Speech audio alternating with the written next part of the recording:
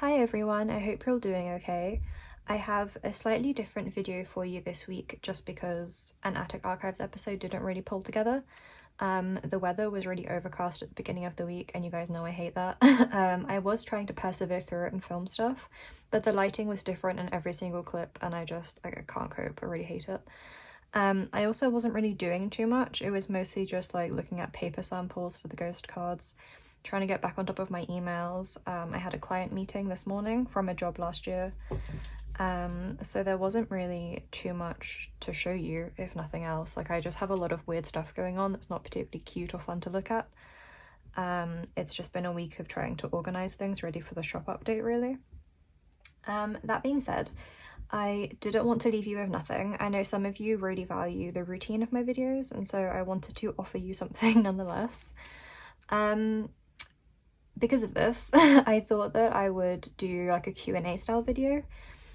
Basically just something that I could sit down and film in one session when the sun is shining. So today's the day, the sun is shining. I had a meeting this morning, I've been doing some work, and then it suddenly occurred to me that the sun is out. So here we are.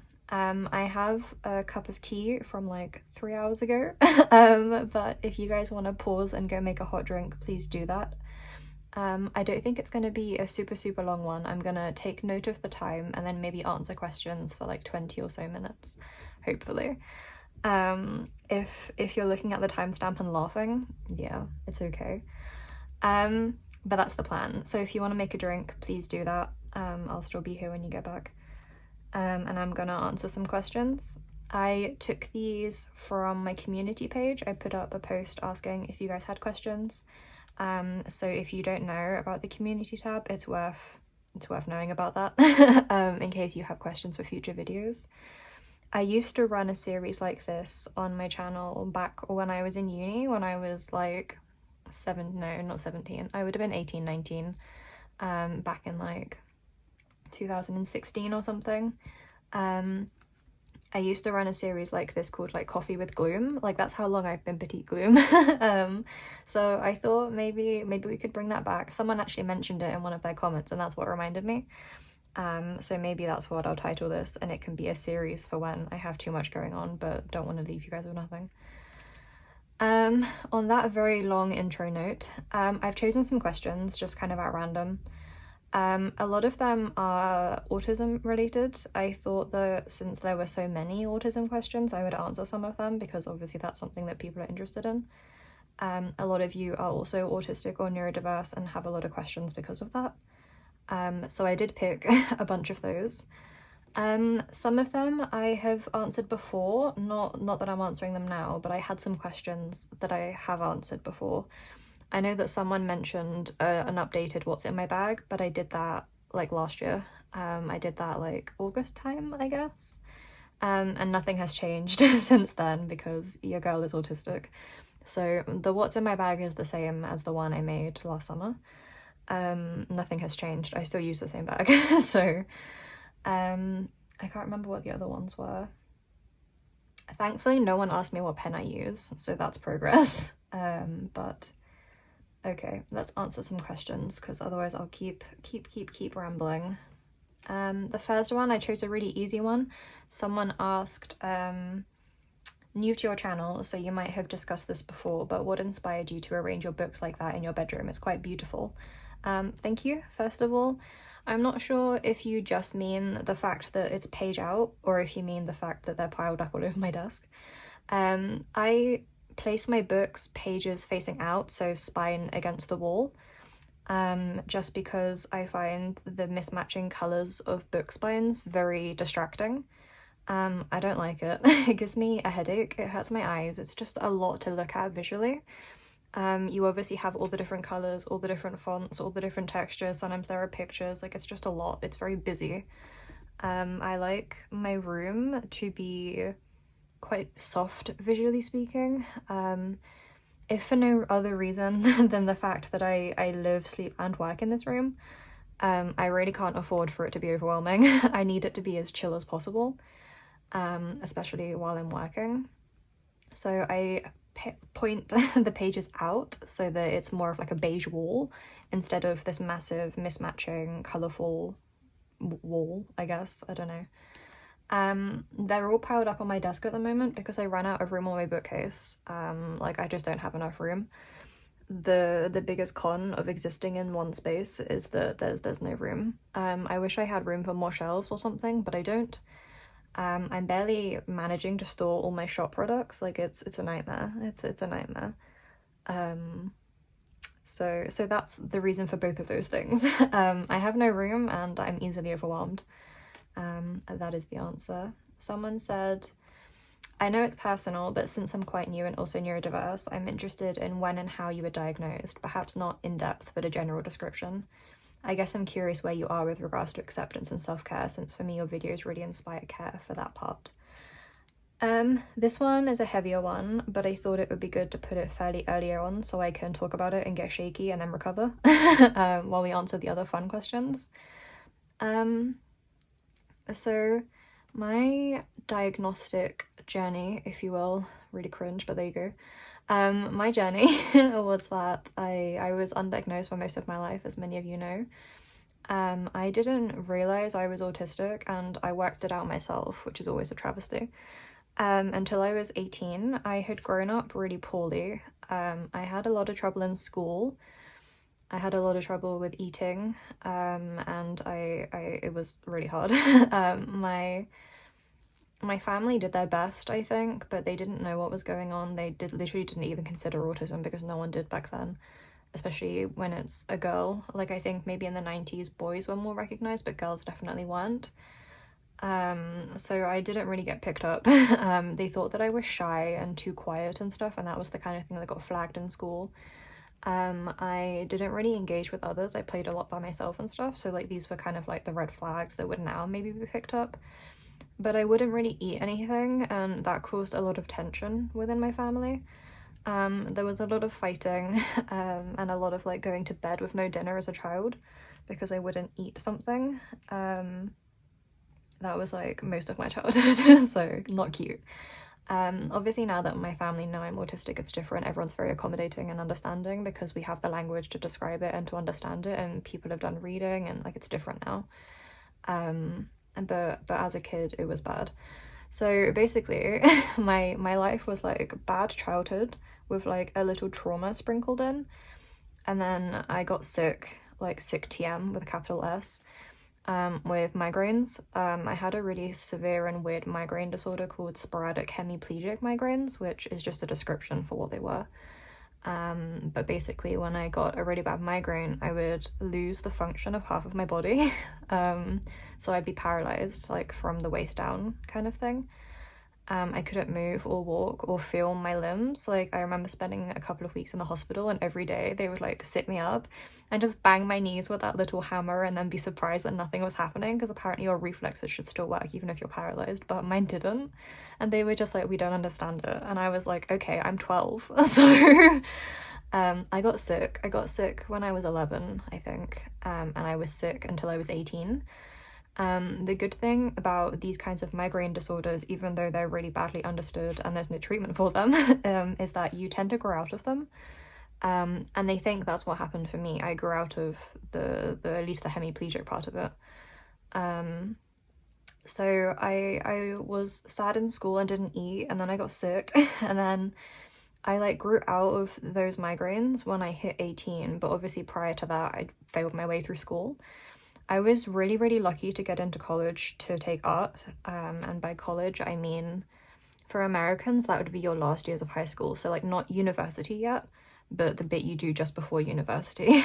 So I went to college, and I really could only take art because I had failed all of the core subjects. Like, I have like no math GCSE, no science GCSE. I did get English, that was fine because I spent my whole time sick reading, so I did well in English, but the rest of my subjects were bad.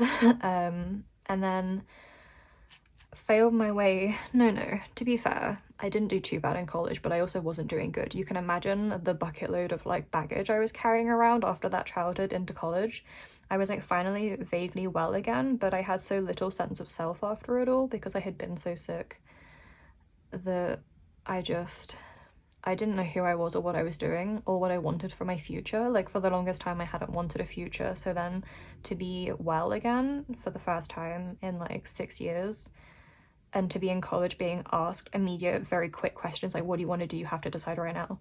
I was like, I don't know, man. So in the end, I was pursuing art, and one of my college teachers leveled with me and was like, I think you should pick illustration.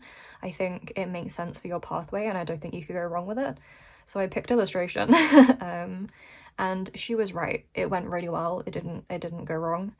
And that's how I got here. But then I got my diagnosis in university. So my first year of university, I was reading this article that was like, something really funny, like how migraines in women can be like misdiagnosed autism or something. And then it was like, there was like a subtitle about sensory problems, and I was like, oh, my migraines are like gone, but I have really bad sensory issues still. So I was like, maybe I'll read this article and see how this lady is coping. And then she was talking about autism and how it had presented her whole life, and it was like reading like a biography of myself. So I was like, oh man. And then I realized. So once that happened, I started reading more about autism, and then I took those like online autism checklist tests, the ones where they're like, did you burn ants with a magnifying glass as a child? Which for the record I didn't, but those kinds of tests. The ones that are like, would you rather go to a library or a party? As if that's as simple as it is. I took a lot of those though, and I always scored really high. Eventually, I rang up my dad, and I was like, you're gonna think I'm losing my mind, but I think I might have autism. And he was like, you're right, that is very strange, please elaborate. So I did. At that point, I had read the diagnostic criteria, and I had made like 10 pages of notes. So I explained it all to him, and he was like, you know what, I think I might be autistic too, which he is. So that was hilarious. My mum and her family maybe took it a little less well. I think they were more surprised when I told them. My dad has always been very open-minded, but the rest of my family were kind of like, where the hell is this coming from? Like, you're well now, like you can't now be saying that you have a disability and like we didn't catch it, kind of thing. I think for family it can be really hard if they didn't catch it. I think there can be a lot of guilt there. But I just said to them, like, look, I don't care. Like, I think this is the case. And then again, I explained it again. And I said, like, I'm gonna pursue this because I'm sick of wanting to die.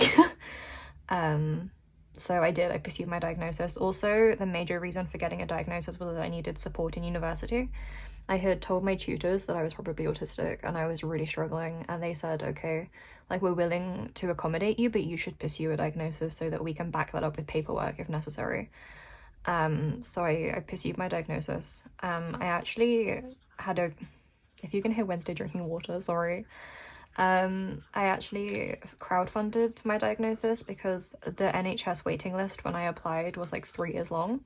Obviously, by 3 years I would have finished university and I couldn't go back home. So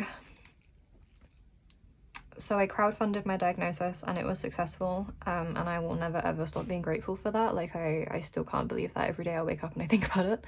And I got my diagnosis. The guy was like, for the first 10 minutes of my diagnostic interview, he was like, I wasn't sure that you were autistic. And then after 10 minutes, I was like, this girl is so autistic. So that's great.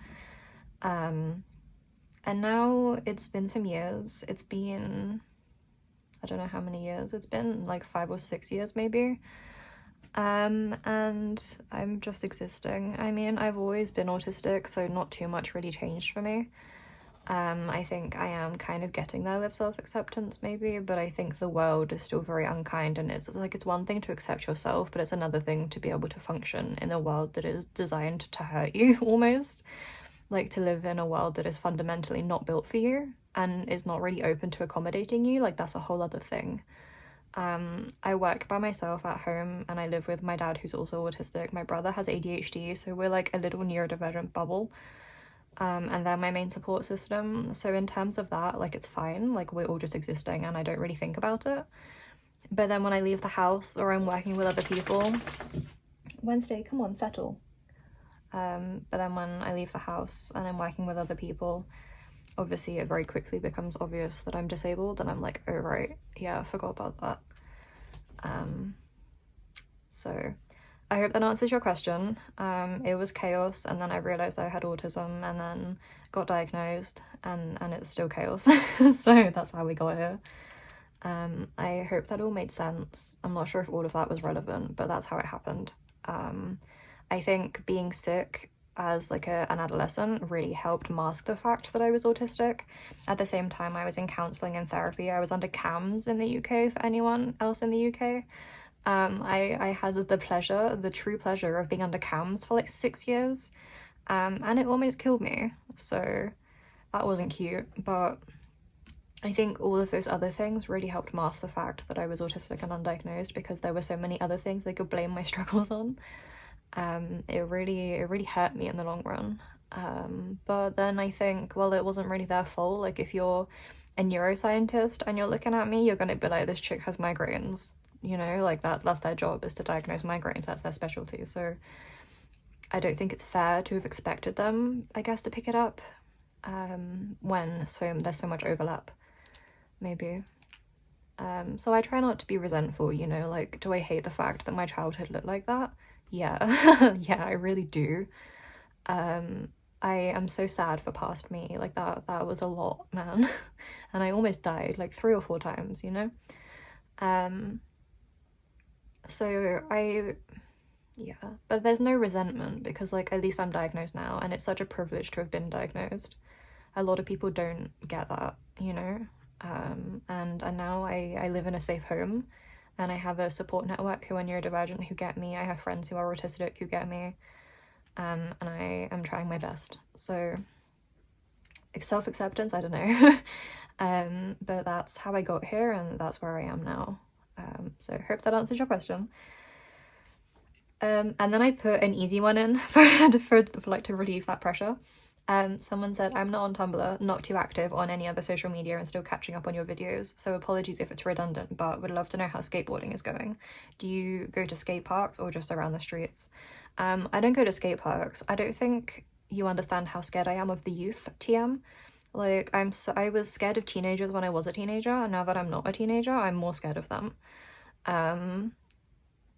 So no, I don't go to skate parks. I mostly just roll around while I walk the dog.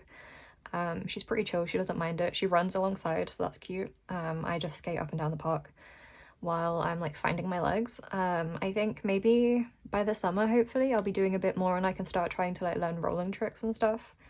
But for the time being, I'm happy just finding my balance. I'm practicing my tic tacs, and like learning how to be comfortable on the board is my focus. I'm not really worried about learning cool stuff really fast. I just want it to be fun, so I'm taking my time with it. So no skate parks, and not really streets either, because the streets around here are so broken up and cracked that you really wouldn't be safe skating. Like, you'd be thrown off every 5 minutes. I just skate up and down the park, but it's a great time. So and then the second part of that question, do you have a favorite Måneskin song? I notice you have the vinyls. I do have the vinyls, thank you for noticing. I love Måneskin, we know this. My favorite songs are probably hang on, let me open it up because I have poor memory. I will say Cool Kids from the new album is so iconic. They really gave us the best British punk song, not from Britain, in the last like however many years. Like, when I heard Cool Kids for the first time, I was landed. I was so excited. It's really good. I also like The Loneliest, that was really good. I like where is there just a playlist of all the songs? Baby Said is a great one from the new album. I think everyone likes that one, it's so good. I also really like Mamma Mia was really fun. I like Coralina is one of my favorites. Really love it, so good. Yeah, I don't want to try and read the Italian ones, but I like a lot of the Italian ones from the Italian album. I also don't want to try and say the name. I've never even heard that much Italian until Måneskin, so I don't want to try and pronounce them and make a fool of myself, but I like a lot of that album that came out a couple of years ago. And I like most of Rush. I think I like all of Rush, so all good. The next question, how do you personally handle migraine days? So to loop back around again, because yeah, I have migraines again. I actually didn't clock that they were migraines until like last year when I went to the GP and she was like sitting with me, making me take like a headache pain scale NHS quiz. And she was like, you're living with a really abnormal level of pain every day. And I was like, oh, what? So now I'm on medication for headaches and migraines. Thankfully, the paralysis never came back. I just have your regular tragic migraines that make you blind in one eye. But how do I personally handle migraine days? If I am smart enough that day to recognize it for what it is, I have prescribed painkillers. I take one of them, sometimes two of them. I drink a lot of water, and then I go to sleep. That's the really boring answer, is that I just go the fuck to sleep. There's really no coping because it messes with my vision so much. Like, I go blind in one eye, I'm seeing like spots and wiggly stuff in the other one, and like it's just not a fun time, so I just go to sleep. I do also get really bad headaches from the air pressure. So if it's one of those days where it's like more of a debilitating headache rather than like a migraine with an aura, I just take it super easy. I try not to look at screens too closely. I try not to read because that hurts you.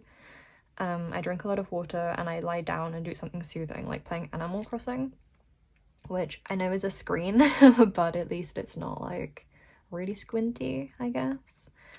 I just try to take it very easy, and quiet and dark. Your pretty regular migraine stuff. It's one of those ones where it's like, I don't think there's a secret to coping with them. You just cope with them.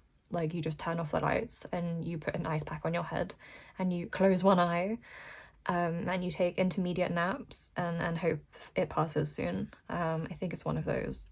So that's what I do.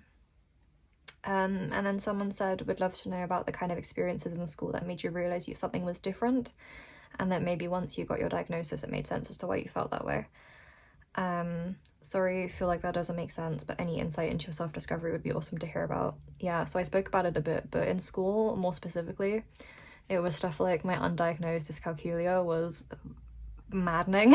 Again, I think because I was sick in other ways, it was really easy for them all to like dismiss me almost. I will say my teachers gaslit the hell out of me. If any of them are listening, like, we have beef. I retook my maths GCSE like 4 or 5 times, and every time I took it I got a worse grade, and they were like, this girl doesn't try.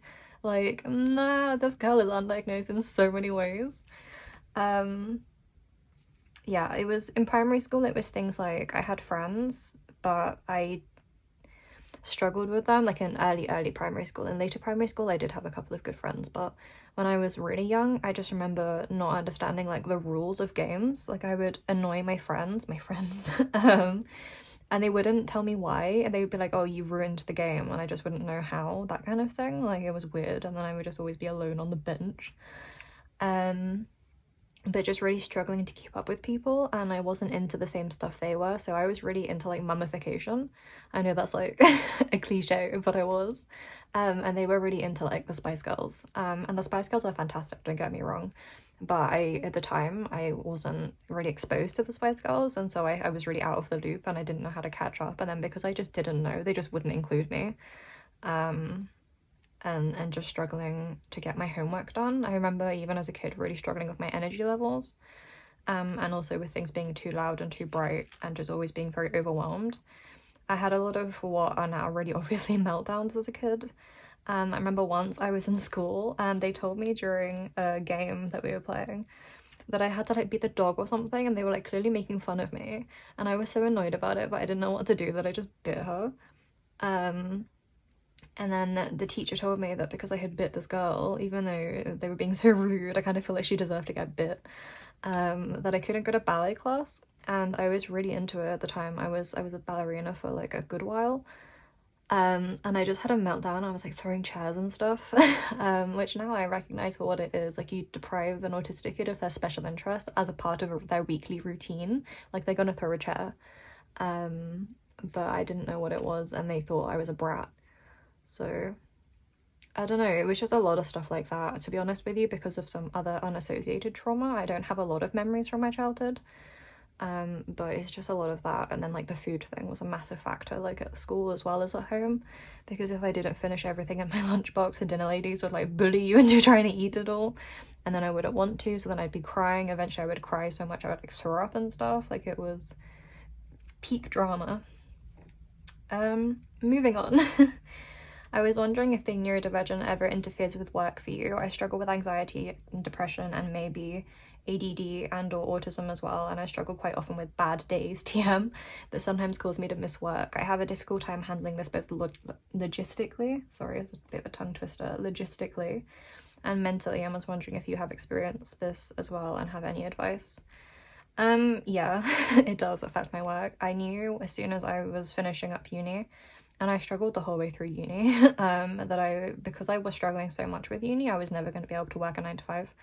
I have had retail jobs in the past while I was at uni and before that, and I always burnt out. Like I worked at a garden centre for a couple of years, but like every 6 months I would just like stop turning up and not even call in because I was so burnt out that I just was sleeping through my alarms and stuff. I found it really difficult to sustain any employment long term because of my energy levels. Like I can pull it off at first, but I get so tired, and then I get really sick and it's like a whole thing. So it does interfere with my work. At the moment, the biggest way it interferes with my job now as a freelancer is the communication side of it. To be a freelancer, there's a lot of communication involved. You can't work completely in a bubble. Obviously I have customers in you guys, like with my shop. I have clients who I do illustration work for. I just have like connections and stuff that I have to maintain, and I find it all so hard. Even just replying to DMs at this point is so intimidating. I have such crippling social anxiety about all of the communication aspects of my job that I just don't reply to anyone. For the better part of a year or maybe more, I've been like actively tanking my own illustration reputation because I just don't answer emails. Like, I don't know how to explain how scared I am of emails. Like, I know it's ridiculous. They're just emails and it's just my job. Like, it's not even like they're hard emails. It's just being like, yes, I did work on this. Here you go. Or like, oh, sorry, the timeline is a bit wonky. Like, we'll have to extend the deadline kind of thing. Like, that's all it is. It's just really general illustration email stuff. And I just can't do it, man. I find it so intimidating. And the fact that you answer an email and then receive another email in response, a scam, the biggest scam. We shouldn't be as comfortable with that as we are. So yes, I do have bad days. The nice thing about being a freelancer is that I can just take a day off. Like I can overwork one day and then rest the next day if I want to. I really have the room to operate on my own terms, so long as I'm not actively working against a deadline for someone. But even working on my own deadlines, I have that room. And that's why I chose to try and do freelance. It was either freelance or die. And that's why I'm glad it works, sort of, and that I stuck with it, and that it's now maybe paying off a little, because I don't have any other choice. I don't feel like I have any other choice, because no, I can't cope. So yeah, I hope that answers your question, is that I just tried freelance and now I pace myself as best as I can. And that doesn't always mean working to the same schedule every day. Often that means changing it up day to day and trying to keep on top of how I'm feeling. It means trying to be really introspective all the time to make sure that I'm working for what I need each day, if that makes sense. Yeah, I hope that answers it. I obviously can't advise for more traditional employment because I've been actively rooting against it my entire life. But I didn't do well when I was in retail. I did bad. And then another lighter one, question of the century: which Sherlock Holmes adaptation is your fave and why? And then the same person said, also, I was diagnosed with ADHD last year, but I think I might also be autistic. With this, I was wondering if you have any comfort songs that you listen to help you recover from meltdown, shutdown. Not really, to be honest with you. My music taste is very mixed. I listen to a lot of like Maneskin. I also really like Sisters of Mercy and 9 Inch Nails. It's not very comforting. So I don't really listen to like soothing music. I like loud music. I like noise. I do listen to a lot of rain sounds and white noise if I'm really stressed, or that Lo-Fi Girl, the one on YouTube, the one that everyone watches. I listen to that. There's a couple of Halloween lo-fi mixes on YouTube. They're really good. So if I had to pick, it would be those. But generally speaking, if I'm overwhelmed, I'm not listening to music. Listening to music is more something I do when I'm working or when I'm understimulated. It's not something I do when I'm overstimulated, because I just find that everything gives me a headache. So My favourite Sherlock Holmes adaptation though, I hate to say it's gonna have to be BBC Sherlock. When I mentioned this last time, some people were saying like, why would you say that about BBC Sherlock, it's so good, and in response I just want to tell you to watch Bomber Guy's video about BBC Sherlock. I'll put a screenshot of what it looks like. You just have to watch that and then you'll understand like the chaos, okay, of watching Sherlock when it was airing. It was bad, and like it's arguably a bad show for all the reasons he points out. Having said that, BBC Sherlock came to me when I was around 13 years old. Girlie was 2 years into being sick as hell, and I had read the books as a kid. I really enjoyed them when I was like 9 or 10, but I hadn't really interacted with much Sherlock stuff for a couple of years. And then BBC Sherlock came out and I was deep in the dumps, and my dad was like, hey, this cool new Sherlock show is coming out. I know you read those. Do you want to watch it together? And I was like, yeah, okay. And we did, and I was like, wow, this man is just like me for real. So I really enjoyed it. And then I watched it as it came out every year, and I was able to interact with it on Tumblr. I'm really relieved to say I was not deep in like the John Locke fandom on Tumblr back then, when it was like true chaos. I won't elaborate. If you know, you know. If you don't, just take it as a blessing. I wasn't in there at the time, but yeah, it has to be BBC Sherlock just because I think it did save my life. I was not good, man. I was not doing good, and then I was like, well, I can't die now because I need to know I need to know how Sherlock survived the fall, that kind of thing. It was like, it really kept me going every year. So just for the sentimentality of it, the fact that I watched it with my dad for the first season, and then like it just became really important to me. He's also an arguably super autistic Sherlock, so it was good for me when it came out, and the time period of my life it came out during was just a lot.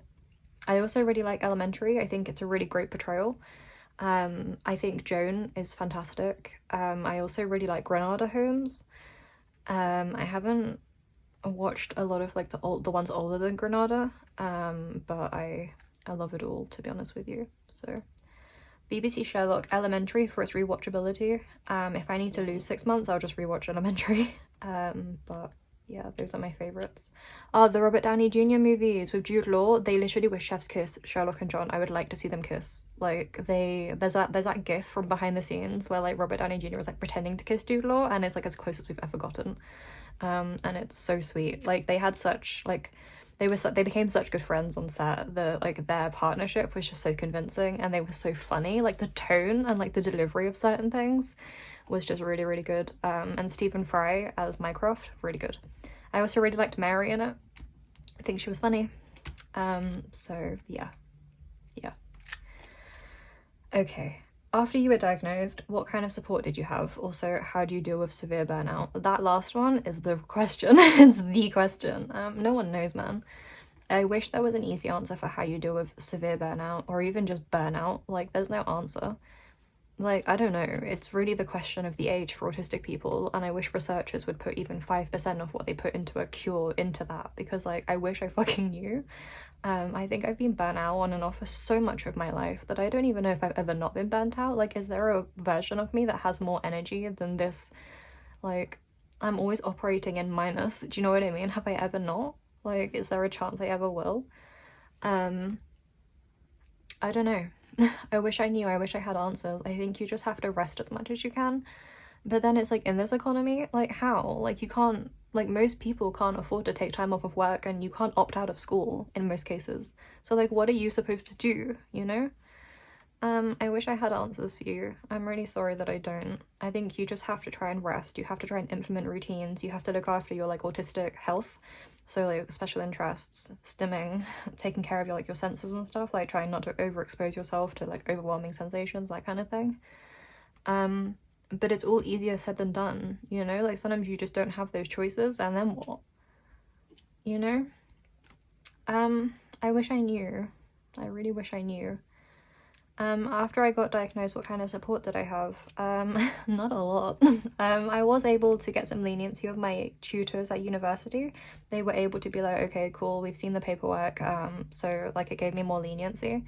For example, on studio days, when we were in uni for like 12 hours a day just drawing in the studio, I found that really overwhelming. It was too loud, man. Everyone was having fun and laughing and jostling around, and I was literally like in the corner hyperventilating. So I was able to come in for like the critique of the morning, and then I was able to go home and work, and then emailed my progress to my tutor in the evening instead. And that was a great thing. That really saved my ass. I never really applied for extensions because it was always like the idea of that was too intimidating. I would always be like, I don't want to have to then do it again tomorrow kind of thing. So I would always just cram it at the last minute before the deadline and get it done. Apart from that though, like there's no accommodations to be had. Disability funding for universities and stuff is stripped to almost nothing. A lot of autistic people in the UK don't qualify for disability payments if it's just autism. So not a lot, man. Mostly my own peace of mind and my family's, I guess. My dad and stuff have always been really supportive, so again, that wasn't really a big deal for them. It was just kind of, yeah, not a lot of support. Like, I don't think there's much support to be had in the UK. Like, correct me if I'm wrong, but when I was researching, I could never find anything that wasn't for children or teenagers. As soon as you hit adolescence or like that, like late adolescence, sort of university age, you age out of all the services. A lot of sensory rooms even have age restrictions. A lot of autism clubs or like group meeting things, like group counseling kind of stuff, also has age restrictions, and like no one thinks about the 20 to 30-year-old autistics. And similarly, there's nothing for much older people either, so yeah, not a lot of support, man. Yeah, sorry for all these crap answers, but being autistic in the UK is kind of terrible. Someone else said, my question would be if it's okay to ask, I've seen you in a few videos talk about friends you have, maybe when going to the pumpkin patch. How are those friendships for you? Maybe you could talk about how you met them and what activities you do together, how often you meet with friends. As an autistic, some of us struggle with friendships and would like to know how others do it. The friends from the pumpkin patch, their names are Natasha and Ben. I met Natasha because she's also autistic, and she was running a really funny autistic meme account back in the day. And I think we met on Tumblr before that as well, and then eventually we just met up in person because we were both living in London, and we became friends. We just didn't stop meeting up after that. Ben is her partner. He's also fantastic. He's also autistic. So we just meet up like every couple of months and vibe, autistically speaking. I have one friend from childhood, Gosha, who literally has been my friend since we were like 11 years old or something silly. And she's just always been really good to me. Like, I've never had to worry about anything. Like, it's just a very chill friendship. It's the kind of friendship where you can not talk for 3 months because you're both busy, and then you can just start talking the next day like nothing has changed.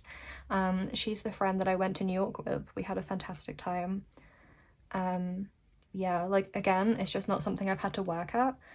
Aside from that, I have some other autistic friends I talk to online and stuff, but I don't really have any other real world friends. I don't have many friends. I think I have like 5. So yeah, friendships are hard. I have no idea how to make them as an adult. I think if you don't make friends in uni and school, you're kind of stuck as an adult, especially now that social media is such a big thing and no one really meets organically anymore. I think it's all a lot harder, so I will say I am not a very good friend communication-wise. Just again, I find communication so overwhelming, even if it's online. Like, I always have so many messages and stuff, and it's just always a lot to keep on top of. I find it very difficult. So I do struggle to maintain them. I'm just really, really lucky, I think, that my friends don't need a lot of maintenance. Like, they're very understanding, partly because some of them are autistic. Some of them I've just known long enough that it's not a problem anymore. But it has hurt my ability to make new friends and to maintain new friends. So yeah, I have like 5 friends, and they're pretty low maintenance, and that's the only reason I think they work. It is really hard to make and then keep like maintain and keep friends as an autistic, I think. Yeah, don't really have a good answer there either. I'm not sure how long I've been talking. It's 3 o'clock. What time did I start, you guys? If you could travel anywhere in the world for a week, where would you go and why? At the moment, I think I would just go to Wales. I am like kind of homesick, I guess.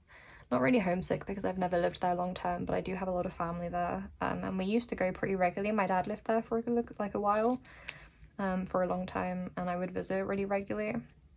But then he moved to Reading, and then I moved in with him. And I haven't been in over a year, and I just really miss it. I think if I could choose anything right now, I would just go Wales for a week by myself, and film it and make, I don't know, a cute video and just have a really good time. That is a super boring answer, but I never grew up traveling. We didn't have the money to travel when we were young, so I've never really considered traveling internationally that much. That being said, New York with Gosha was amazing and I would love to go back. So if I could, maybe I would go back to New York with her. Or maybe with my brother, because I would love to go with him as well. Yeah, like, sorry to be really, really boring, but I would either go Wales or I would go to New York. And then, shall I do one more? If you had a free wish, anything, what would it be? It's gonna be sounding really deep again. I think I would just wish for a home. Like, if there was a world where like it was really a free wish anything, I just want a home that I own, that I don't have to worry about the mortgage on. If I didn't have a mortgage, I could probably handle bills, but then if it's a wish, you could also wish to not have bills either, and obviously you'd be silly not to take that. I just really want a permanent home that's mine, that I can put shelves up and I can paint walls and I can have a little garden and have more than one room to exist in. I would really like that, with lots of light and like, I don't know, just like a kitchen that's mine that I could bake in would be really cool. More than one bookcase, imagine, like that's really luxury. And like maybe even if it was like a really cool home, I could have like a small sensory room or like a sensory corner, because I don't have room for that anymore. That would be cool. And then maybe if it wasn't tiny as well, there could be spare rooms, and then because it's a magic house and there's no mortgage or bills, I could invite my autistic friends to come and stay if they needed to, or if they were burnt out and didn't want to pay rent, or if they just wanted to hang out. Like, how cool would that be? So again, I think that's kind of boring, but that's what I would wish for, is just a home. I just really want to live somewhere and not have to move. That's all I want in my life. Like, those are my only career and life goals, is just to one day have a home I don't have to move out of. Renting is fine if you live in a country that's good to renters, but in the UK it sucks. And I don't want to spend my life living in someone else's house. So I just want my own space, like truly my own space. I want more room for Halloween decorations for the kids when they visit for Halloween. I want to be able to put a 10-foot skeleton outside. So yeah, I do also really miss gardening. I really would like a little garden, and more bookcases and a desk and a kitchen table separately. I would like a workspace that is not inside my bedroom. Yeah, okay, I think that's all I'm gonna do. I think I talked for way too long. Cut back to me at the beginning of the video saying a quick 20 minutes. I hope that was helpful to someone. I know a lot of that feels like oversharing, but if it helps anyone, then I'm happy to. I don't have any good answers for some of that autistic stuff, like burnout and handling employment, because it's like we live in a world that does not really care to accommodate us. And not only that, but a lot of the systems that are in place directly benefit neurotypicals and work against neurodivergent people. So it's like, what are you supposed to do? I don't have a magic answer, and I wish I did. I really wish I did for all of you, but I don't. That being said, I hope some of this was interesting or helpful, at least. I hope you're all doing good this week. Thanks for accommodating a different type of video. I did this today, caught up in my Hobonichi. I'm working on the ghost cards. I actually ordered new samples this week. I changed the paper stock. It's going to be so nice. And now I'm gonna hoover my bedroom. So I hope you enjoyed, and I will catch you next week.